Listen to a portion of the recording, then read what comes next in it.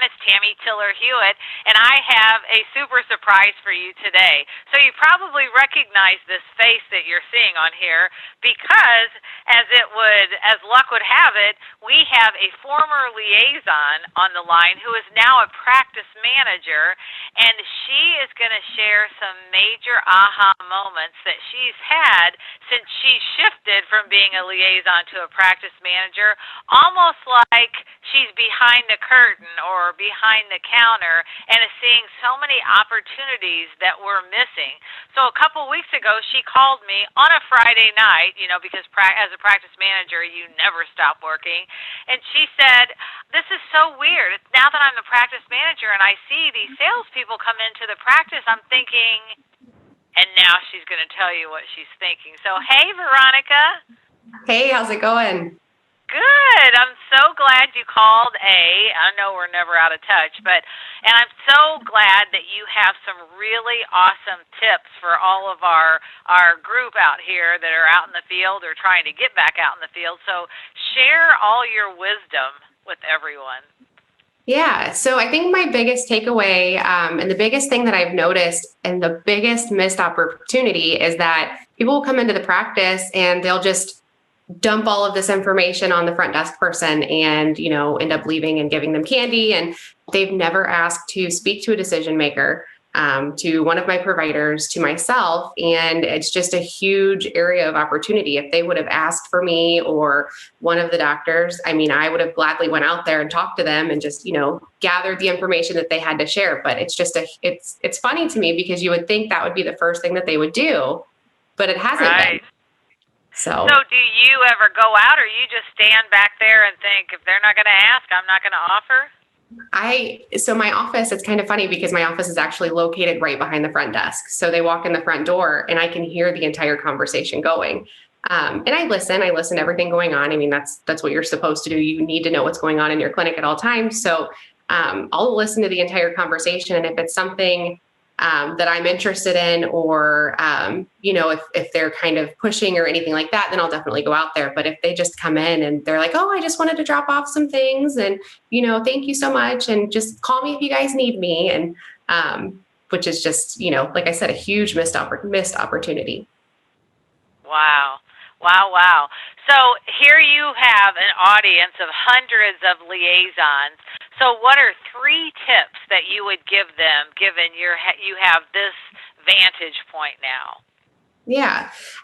So my biggest tip is to make sure that you're asking for the decision maker. My second tip, I would say definitely you're bringing value to that practice. Being a liaison it's an important job. These clinics need you. They need the information that you have to share with them from what you're bringing to them. And they need to know that. They need to value you and your importance, and you have to make that known. And you can do that in a multitude of ways. And I know Tammy and Tommy, they have these great, tools and products and all of this information that they can give you at their Make It Matter workshops and all of those different things. And it's truly valuable. And then I think my third biggest thing is just to be brief. I'm one of those people that I stop listening after, a few seconds. If I'm not interested anymore, I kind of tune you out and I'm like, okay, sounds good. Thank you. I'll, just send me an email and I'll call you if I need you. So that would be my biggest takeaways for sure. So be brief, be brilliant, and be done. Is that what you're saying? Got it.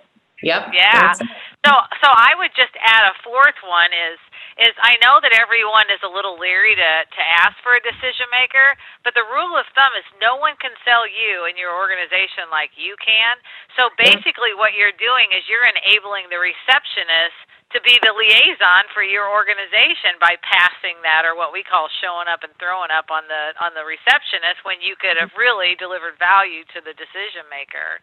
Yeah, absolutely. So I love it that it is now in your DNA, that you have such a keen ear for the do's and the don'ts. I love it. So, maybe there are other office managers like Veronica in your market that you could really talk to and just say, hey, can I interview you? And what is your approach to my kind coming into your practice? And maybe you could get some feedback right from the office manager on your target list. So, Yeah. Veronica, I just want to thank you. I mean, it's great that you're so committed to the tribe of liaisons across the country. And so if anyone else has any tips that they see when they're out in the practice, or maybe you just want to ask Veronica some questions in another marketplace, so feel free to send Tiller Hewitt an email, and we will pass it on to Veronica and get your questions answered. So Yeah, thank you absolutely. so much.